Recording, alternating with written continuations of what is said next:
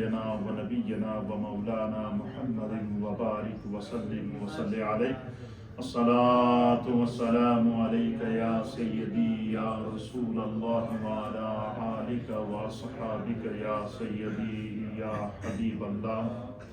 حضرات محترم، آج کی یہ جو ہماری مجلس ہے یہ ہمارے حاجی محمد یوسف صاحب مرحوم، اللہ تعالیٰ ان کی مغفرت فرمائے، ان کے برادران کی جانب سے اسحاق صاحب، اشفاق صاحب اور یوسف حاجی صاحب کے بیٹوں کی جانب سے اپنے مرحومین کے ایصال ثواب کے لیے، اور بالخصوص سے ان کی ایک عزیزہ، ہمارے عزیز عامر، ان کی پھوپھی جو فوت ہوئی ہیں، ان کے ایصال ثواب کے لیے انہوں نے آج کی اس مجلس کا اہتمام کیا ہے۔ اللہ تعالیٰ اسے قبول و منظور فرمائے۔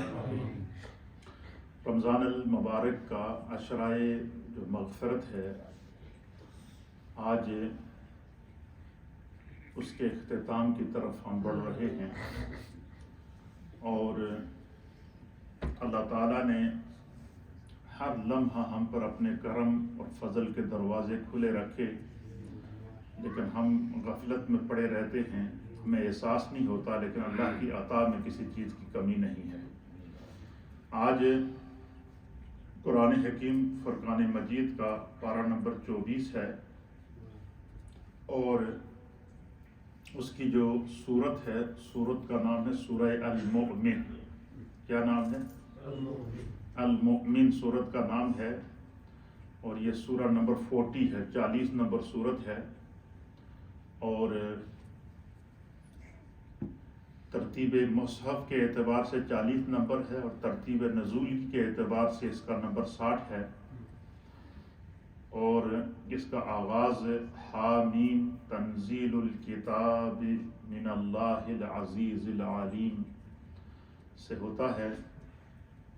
انشاءاللہ العزیز اس سورت کا تعارف اور اس کی اہمیت، اور قرآن کریم کے اندر جو تقریباً 7 صورتیں ایسی ہیں پورے قرآن میں جو حامیم سے شروع ہوتی ہیں، اس کی ایک خاص وجہ ہے، اس کو بھی میں انشاءاللہ آپ کی خدمت میں پیش کروں گا۔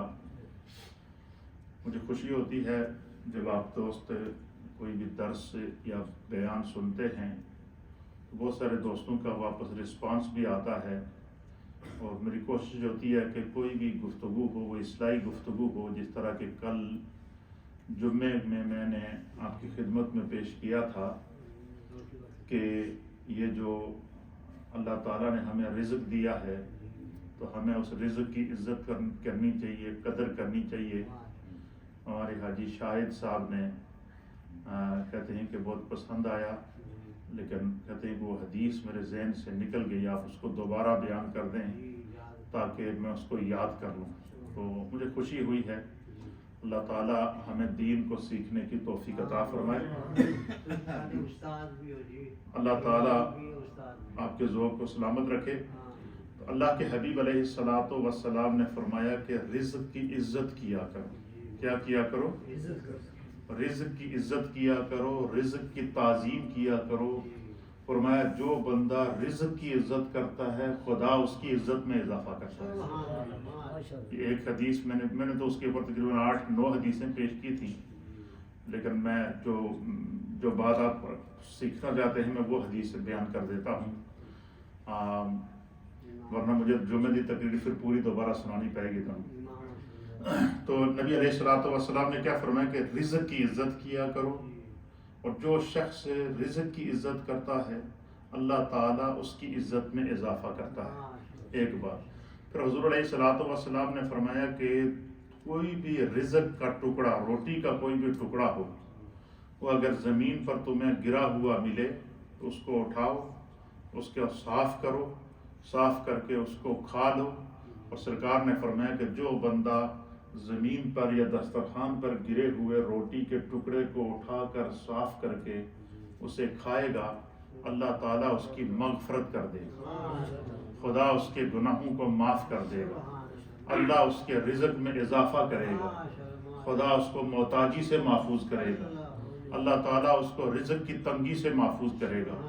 اب آپ دیکھیں کہ اور پھر چونکہ کل جمعے کا ٹائم ہو گیا تھا حاجی صاحب نے یاد دلا دی تو اس میں ایک حدیث اور رہ گئی تھی. حضور نبی علیہ الصلوۃ والسلام نے فرمایا کہ جب تم کھانا کھاؤ تو کھانا کھانے کے بعد حضور نے فرمایا کہ اپنے برتن کو صاف کرو, اور حضور نے فرمایا کہ کھانا کھانے کے بعد اپنی انگلیوں کو چاٹو. کیا؟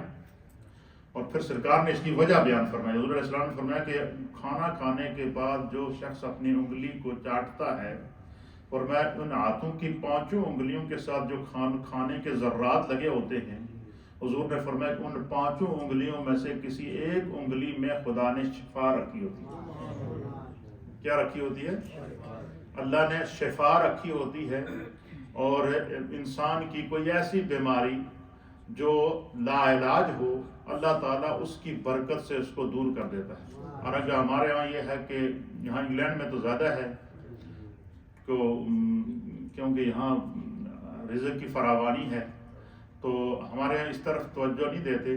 لیکن نبی علیہ الصلوۃ والسلام نے اس حدیث کے مطابق فرمایا کہ جو بندہ کھانا کھانے کے بعد اپنی پلیٹ کو صاف کرتا ہے, اپنی ہاتھ کی انگلیوں کو چاٹتا ہے, یا نیچے زمین سے گرے ہوئے رزق کو جو ہے وہ اس کی عزت کر کے اس کو اٹھا کر منہ میں ڈال لیتا ہے, اللہ تعالیٰ اسے کبھی رزق کی محتاجی اور رزق کی غربت کی اور محتاجی سے جو ہے وہ دوچار نہیں کرتا. اس کے رزق کے اندر اللہ برکتیں اور فراوانی فرماتا ہے. تو بندہ اگر چاہے کہ دنیا میں جو ہے وہ اللہ تعالیٰ اسے اپنے سوائے کسی کا محتاج نہ کرے, تو اللہ کے حبیب نے فرمایا کہ جو خدا تمہیں رزق دیتا ہے اس رزق کی تم عزت کرو. تو یہ میں نے اس لیے اس موضوع کا انتخاب کیا تھا. کبھی کبھار میں جب مطالعہ کرتا ہوں تو کوئی نہ کوئی نئی چیز سامنے آ جاتی ہے.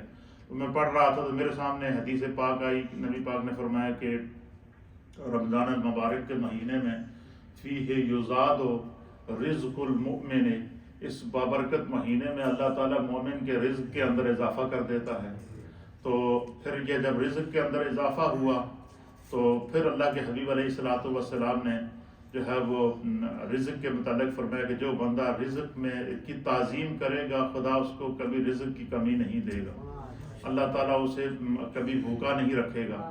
تو اس لیے جو ہے وہ یہ سارے آداب ہیں جو میں نے اس لیے بیان کیا کہ رمضان کے مہینے میں ہمارے دسترخوانوں پر طرح طرح کے فروٹس ہوتے ہیں, طرح طرح کے رزق ہوتے ہیں, طرح طرح کی ڈشز ہوتی ہیں, لیکن وہ آدھی سے زائد کو ہم ضائع کر دیتے ہیں. تو اس سے کوشش کرنی چاہیے کہ ہم جو ہے وہ جو رزق ہمارے سامنے موجود ہو تو یا تو اس کو ہم کھا لیں, اگر نہیں کھا سکتے تو اس کو کم از کم اس طرح سیو کریں کہ وہ دوبارہ کھایا جائے, پھینکا نہ جائے. اللہ تعالیٰ ہمیں رزق کے احترام کو سمجھنے کی توفیق عطا فرمائے. تسلی ہو گئی کیا؟ ماشاء اللہ. تو آج سورہ مومن کا مختصر تعارف آپ کی خدمت میں پیش کرتا ہوں. یہ قرآن کریم کی جو ہے وہ سورہ نمبر 40 ہے اور اس کی 85 آیات ہیں. کتنی آیات ہیں؟ اور اس کے 9 رکوع ہیں. 24ویں سپارے کے اندر یہ سورہ مومن ہے. سب سے بڑی بات یہ ہے کہ اس سورت کا نام ہی سورہ مومن ہے. یعنی یہ اس کا معنی کیا ہے؟ اس کا معنی یہ ہے کہ جو لوگ پیارے آقا علیہ الصلوۃ والسلام پر ایمان لائے, اہل ایمان کی خصوصیات کو اللہ تعالیٰ نے اس سورت کے اندر بیان فرمائی. اور یہ 2 سورتیں اللہ تعالیٰ نے نازل فرمائی ہیں. ایک سورہ مومن ہے اور ایک سورۃ المؤمنون ہے جو 18ویں سپارے کے اندر ہے. اس میں بھی اللہ تعالیٰ نے اہل ایمان کی خصوصیات بیان فرمائی ہیں. اور پھر قرآن کریم فرقان مجید میں متعدد مقامات ایسے ہیں جہاں پر جو ہے اللہ تعالیٰ فرماتا ہے یا ایھا الذین آمنوا, یا ایھا الذین آمنوا, یا ایھا الذین آمنوا, یا ایھا الذین آمنوا.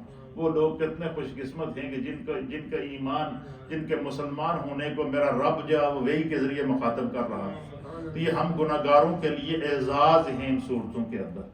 صرف یہ سمجھنے کی جو ہے وہ ضرورت ہے. تو اللہ تعالیٰ نے قرآن کے اندر اتنا بڑا علم کا اور روحانیت کا خزانہ رکھا ہے کہ بندہ اگر اس کو سمجھ جائے. تو یہ سورہ المؤمن اس کے 2 نام ہیں. سورہ مومن کے کون سے نام ہیں؟ 2 نام ہیں. یہ جو عرب کے اندر نسخے چھپتے ہیں, مثلا سعودی عرب کے اندر یا مدینہ طیبہ کے اندر یا عرب کنٹریز کے اندر جو اس کے نسخے چھپتے ہیں قرآن پاک کے, ان میں سے بعض نسخوں کے اندر اس سورت کا نام ہے سورہ الغافر. کیا نام ہے؟ اور جو ایشیا کے اندر جو نسخے چھپتے ہیں تو اس میں اس سورت کا نام ہے سورہ المؤمن. تو یہ سورہ غافر بھی اس کا نام ہے اور سورہ مومن بھی اس کا نام ہے. اور جس طرح کہ میں نے سورہ فاتحہ کی تفسیر کے اندر آپ کی خدمت میں پیش کیا تھا کہ کسی سورت کا ایک سے زائد نام ہونا یہ اس کی فضیلت پر دلیل کرتے ہیں، کیونکہ اللہ تعالیٰ نے اس سورت کے اندر اس کے نام کے جو معنی ہوتے ہیں اس سورت کے اندر اس کی تاثیر رکھی ہوتی ہے. تو یہ سورت المؤمن اس لیے ہے کہ اس سورت سے جو ہے وہ اللہ تعالیٰ نے اہل ایمان کے لیے کی خصوصیات کو بیان فرمائے ہیں. تو اگر اس کو سورہ الغافر کہیں تو غافر کا معنی ہے وہ لوگ جو اپنے جو ہے وہ گناہوں کی وجہ سے شرمندہ ہو جاتے ہیں اور اپنے گناہوں کو یاد کر کے اپنے رب کی بارگاہ کے اندر توبہ کرتے ہیں. تو غافر کا معنی ہے مغفرت کی جانے والی، مغفرت والی صورت. تو اس صورت کے اندر اللہ تعالیٰ نے اہل ایمان کی مغفرت کو نازل کیا ہے، اہل ایمان کی خصوصیات کو نازل کیا ہے. اہل ایمان کے لیے جو ہے وہ اس میں بتایا گیا ہے کہ جب تم گناہ کر بیٹھو تو اپنے رب کی طرف رجوع کرو اور اپنے رب کی طرف سچے دل سے توبہ کرو، اور جب تم توبہ کرو گے تو اللہ تعالیٰ کو غافر الذنب، اللہ تعالیٰ کو گناہوں کا معاف کرنے والا پاؤ گے، اللہ تعالیٰ کو جو ہے وہ توبہ کو قبول کرنے والا پاؤ گے. اور اسی صورت کے شروع میں اللہ تعالیٰ نے دونوں جو ہے وہ بیان کر دیا. یہ یعنی آپ پہلے فرمایا کہ حامیم تنزیل الکتاب من اللہ العزیز العلیم، کہ اس کتاب کو نازل کرنا اللہ تعالیٰ کی طرف سے ہے جو علم والا اور حکمت والا ہے، غالب علم والا ہے، اور غافر الذنب جو گناہوں کو بخشنے والا ہے. تو اس کا نام جو سورہ غافر اگر لیں تو اس کا معنی بھی یہ ہے کہ اس صورت میں اللہ تعالیٰ نے اہل ایمان کی مغفرت کو نازل کیا ہے. گناہ گاروں کے لیے اس میں اپورچونٹی دی گئی ہے کہ جتنا بھی بڑا انسان کا گناہ ہو وہ اگر سچے دل سے اپنے رب کی بارگاہ میں توبہ کرے گا، استغفار کرے گا، اپنے رب کی بارگاہ کے اندر رجوع کرے گا تو اللہ رب العالمین اس کے گناہوں کو معاف کر دے گا. جس طرح کہ میں نے حدیث سے آپ کی خدمت میں پیش کی تھی کہ اللہ کے حبیب علیہ الصلوۃ والسلام نے فرمایا کہ جب انسان اگر سچے دل سے توبہ کرے تو اس کے گناہ اگر ریت کے ذروں کے برابر بھی ہوں گے اللہ اپنی رحمت سے اس کے گناہوں کو معاف کر دے گا. اور ایک روایت کے مطابق اگر اس کے گناہ پہاڑ کے برابر بھی ہوں اللہ تعالیٰ اس کو معاف کر دے گا. اور ایک روایت کے مطابق اگر اس کے گناہ جو ہے وہ بارش کے قطروں کے برابر ہوں خدا پھر بھی معاف کر دے گا. تو فرمایا کہ سچے دل سے توبہ کرنے سے، استغفار کرنے سے اللہ تعالیٰ گناہوں کو کیا کر دیتا ہے؟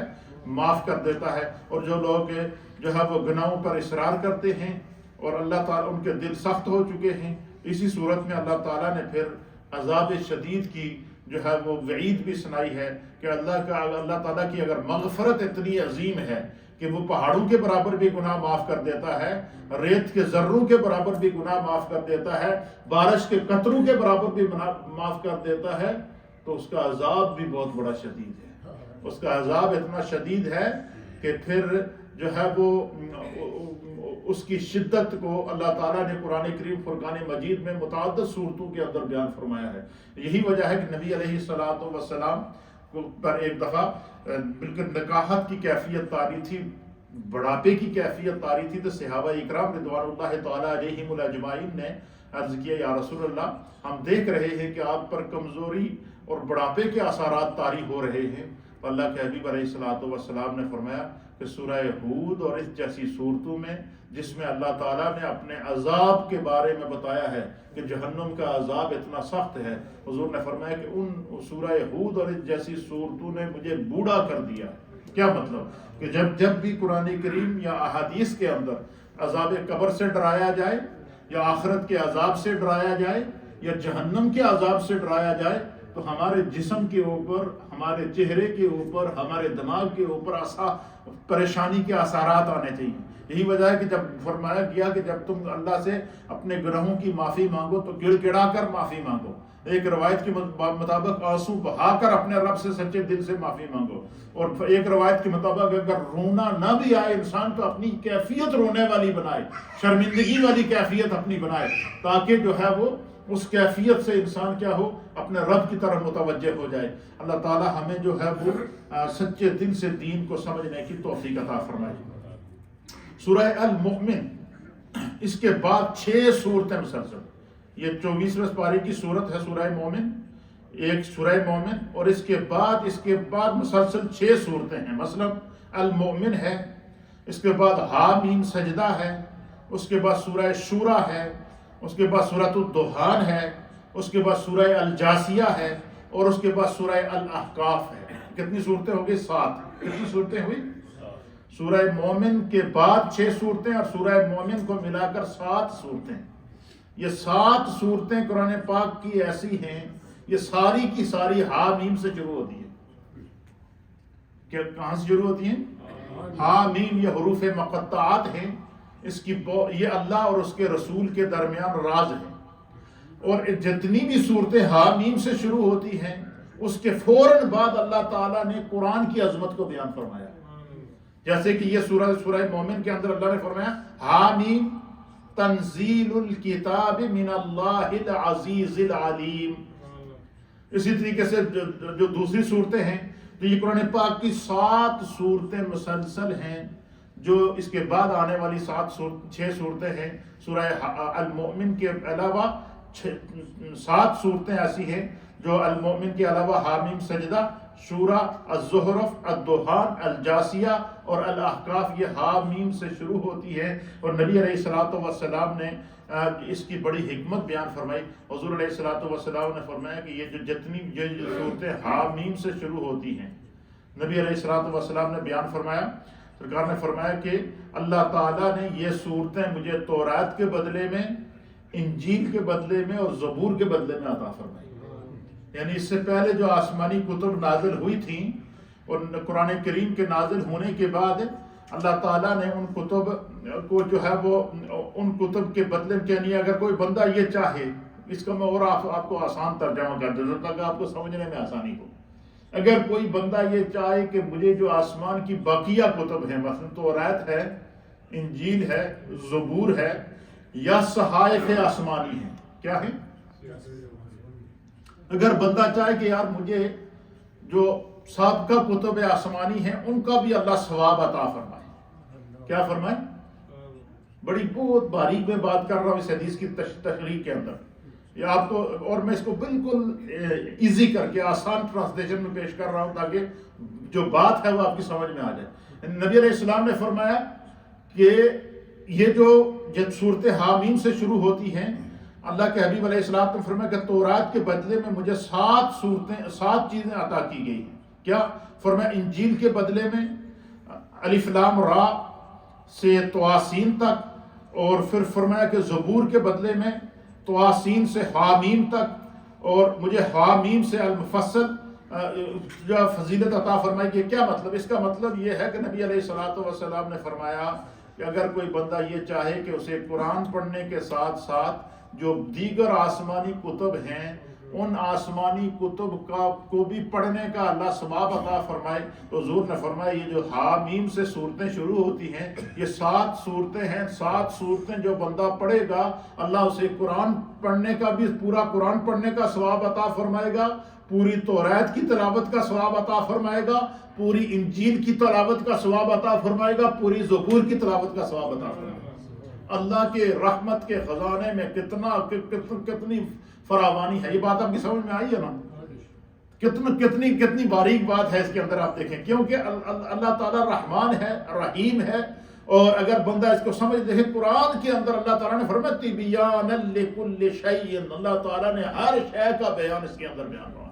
تو اس کا معنی کیا ہے کہ اگر کوئی چاہے کہ مجھے تورات پڑھنے کا بھی اللہ ثواب عطا فرمائے، انجیل پڑھنے کا بھی اللہ ثواب عطا فرمائے، اور زبور پڑھنے کا بھی اللہ ثواب عطا فرمائے، اور قرآن پڑھنے کا بھی اللہ ثواب عطا فرمائے، نبی علیہ الصلوۃ والسلام کی اس حدیث کے مطابق سورہ المؤمن، حامیم سجدہ، سورۃ الشورى، سورہ الزخرف، سورہ الدخان، سورہ الجاسیہ اور سورہ الاحقاف، یہ حامیم سے جو 7 صورتیں شروع ہوتی ہیں، حضور نے فرمایا تم ان 7 صورتوں کی تلاوت کرو، تمہیں اللہ ساری آسمانی کتب کے پڑھنے کا ثواب عطا فرما دے گا. کتنی بڑی اس کے اندر جو ہے وہ علم کا خزانہ ہے، روحانیت کا خزانہ ہے، خدا کی عطا کا خزانہ ہے. اسی لیے ہم کہتے ہیں کہ اہل ایمان کی خصوصیات کیا ہیں کہ وہ تمام نبیوں پر ایمان لاتے ہیں. اہل ایمان کی خصوصیات کیا ہیں کہ وہ تمام آسمانی کتب پر ایمان لاتے ہیں. اہل ایمان کی خصوصیات کیا ہیں کہ وہ آخرت کے دن کے اوپر ایمان لاتے ہیں. اہل ایمان کی خصوصیات کیا ہیں کہ وہ اللہ اور اس کے رسول کی اطاعت کو اپنی نجات کا ذریعہ سمجھتے ہیں. تو نبی علیہ الصلوۃ والسلام نے فرمایا کہ یہ جو حامیم سے یہ جو صورتیں شروع ہوتی ہیں 7 صورتیں ہیں, ان صورتوں میں اللہ تعالیٰ نے ساری آسمانی کتب کے برابر ثواب اللہ تعالیٰ نے ان صورتوں کا لکھا ہے. کتنا بڑا اعزاز ہے. تو اس کا مطلب کیا ہوا؟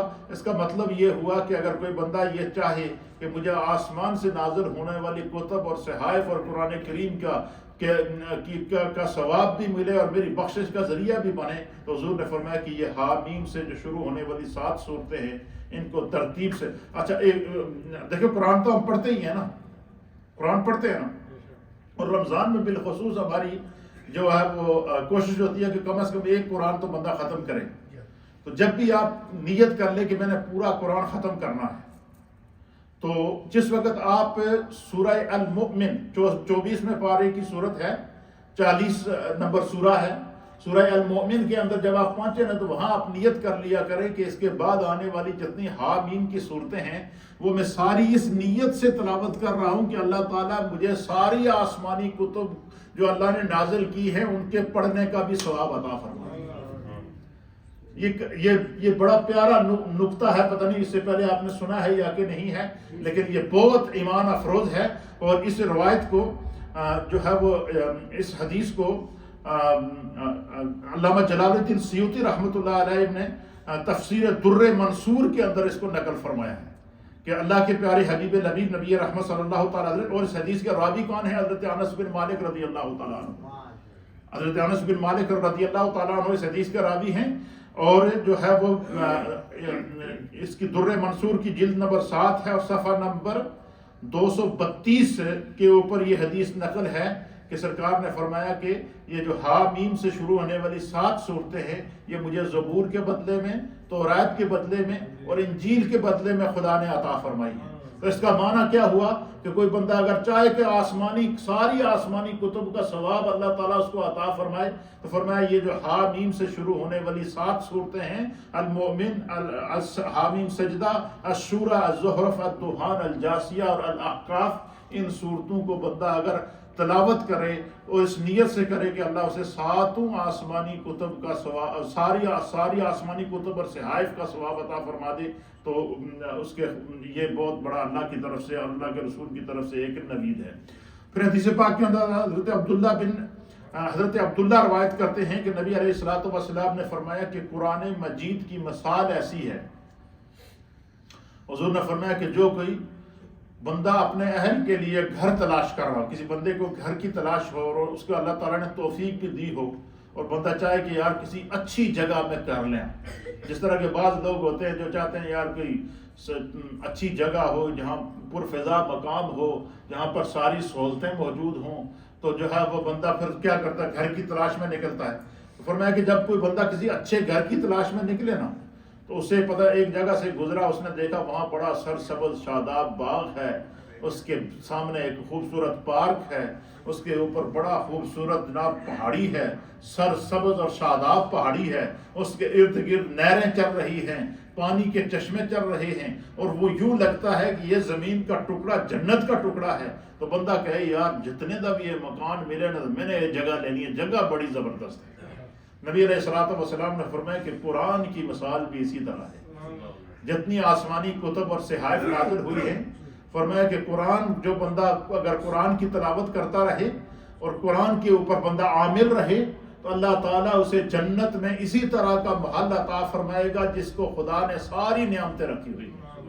اور بندہ اگر چاہے کہ جنت کے اندر اللہ تعالیٰ اس کو جو ہے وہ گھر عطا فرمائے جس کے اندر جنت کی ساری نعمتیں موجود ہیں, تو فرمایا کہ قرآن سے اپنے تعلق کو قائم رکھو, قرآن کی تلاوت کرو, قرآن کے احکام کو سمجھو, قرآن کے احکام کو سمجھ کر اس پر عمل کی کوشش کرو.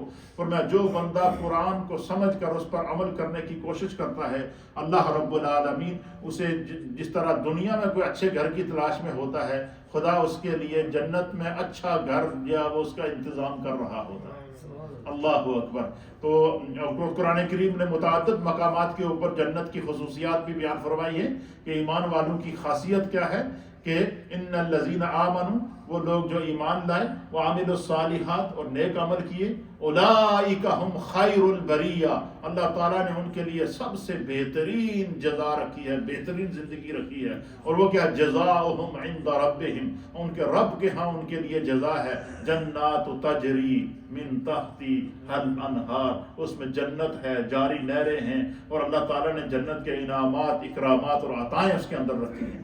اس لیے جو ہے وہ یہ قرآن کریم فرقان مجید. پھر نبی علیہ الصلوۃ والسلام نے فرمایا، حضرت عبداللہ ابن عباس رضی اللہ تعالیٰ عنہ، آپ نے دیکھا ہوگا کہ میں نے سورہ کل ہی سورہ یاسین کا درس دیا تھا نا آپ کو. سورہ یاسین کے درس میں نے آپ کی خدمت میں حدیث پیش کی تھی کہ نبی علیہ الصلوۃ والسلام نے فرمایا کہ ہر چیز کا کوئی نہ کوئی دل ہے، اور قرآن کا دل سورہ یاسین ہے.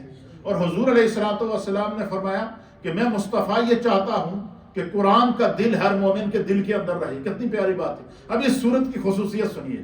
نبی علیہ الصلوۃ والسلام نے کیا فرمایا؟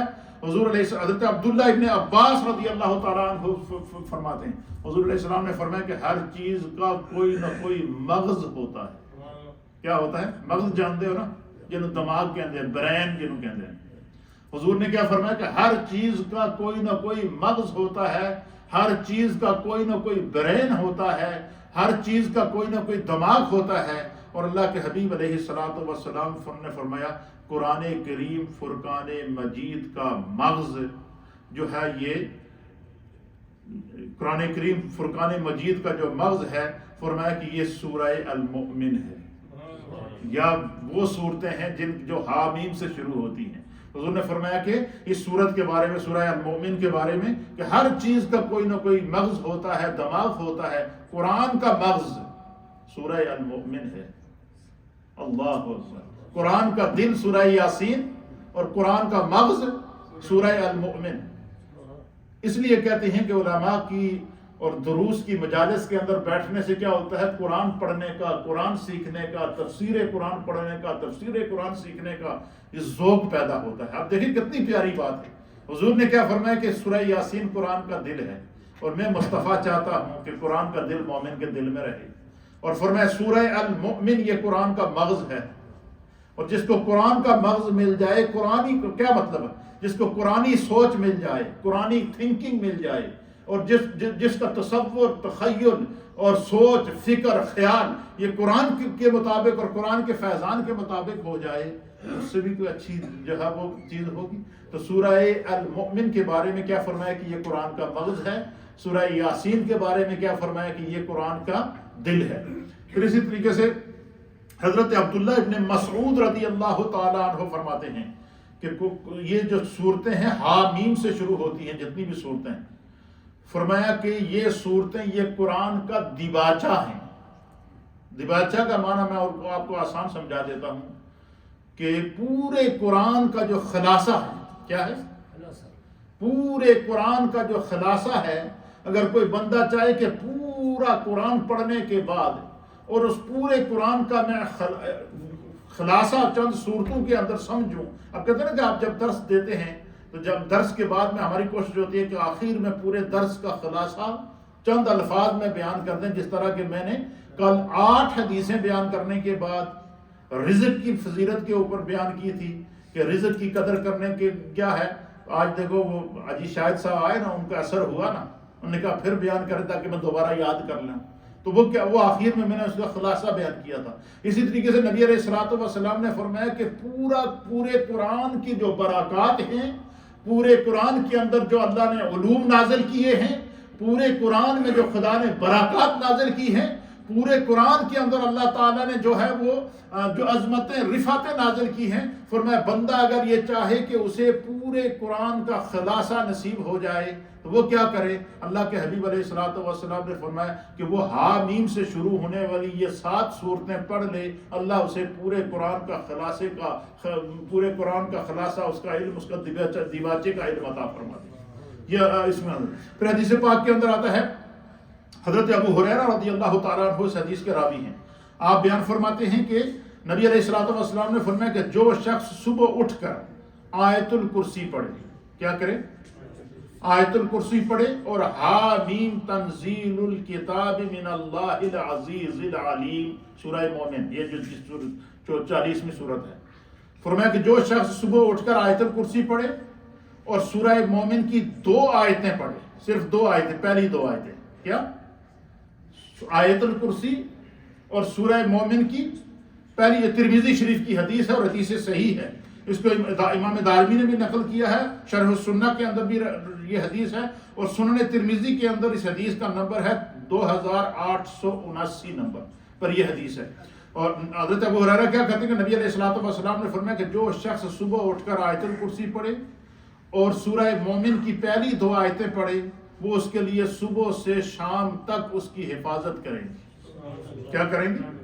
صبح سے شام تک انسان کے سر پر آنے والی ہر مصیبت، ہر ابتلا، ہر آزمائش، ہر دکھ اور ہر تکلیف سے خدا اسے محفوظ رکھے گا. میرے مصطفیٰ کریم نے فرمایا، اور حضرت ابو ہریرہ رضی اللہ تعالیٰ عنہ بیان فرماتے ہیں کہ حضور نے فرمایا کہ آیت الکرسی اور سورہ مومن کی پہلی 2 آیتیں صبح گھر سے نکلتے وقت، آفس جاتے وقت یا اپنے کام پر جاتے وقت کیا کر لیا کریں؟ یہ پڑھ لیا کریں. فرمایا تم اپنے جو بندہ آیت الکرسی اور سورہ مومن کی پہلی 2 آیتیں پڑھ لے، وہ سمجھ لے اپنے آپ کو خدا کے حوالے کر دیتا ہے. اللہ اس کی حفاظت کرتا ہے، اللہ اس کی پروٹیکشن کرتا ہے، خدا اسے دکھوں سے، تکالیف سے، آزمائشوں سے محفوظ رکھتا ہے.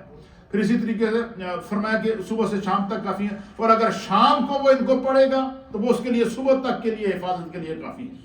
اور پھر حضرت ابو ہریرہ بیان کرتے ہیں نبی علیہ الصلوۃ والسلام نے فرمایا کہ جو شخص صبح اٹھ کر آیت الکرسی اور حامیم سے لے کر الیہ المصیر تک، یعنی 1 سے 3 آیات، سورہ مومن کی 1 سے 3 آیات اور آیت الکرسی، یہ دوسری حدیث ہے. پہلی حدیث کے اندر آیت الکرسی اور پہلی 2 آیتیں، اور اس حدیث کے اندر نبی علیہ الصلوۃ والسلام نے فرمایا کہ جو شخص صبح اٹھ کر آیت الکرسی اور سورہ مومن کی پہلی 3 آیتیں تلاوت کر کے نکلے گا، فرمایا صبح سے شام تک اس کی حفاظت کی جائے گی، اور جس نے شام کو پڑھا صبح تک خدا اس کی حفاظت کرے گا.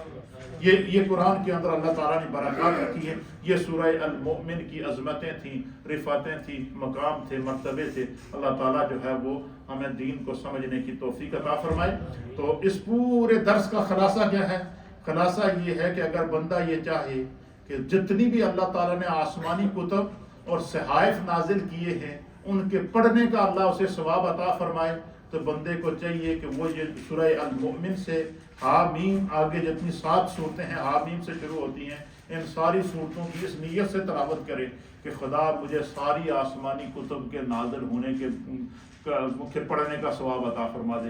اللہ کے خزانے میں کسی چیز کی کمی نہیں ہے، رحمت کا دریا بہہ رہا ہے، اجر و ثواب کے انعامات اور اکرامات کی ایک عجیب و غریب کیفیت ہے، لیکن ہم اس سے غافل ہیں. اللہ تعالی ہماری غفلت کو دور فرمائے.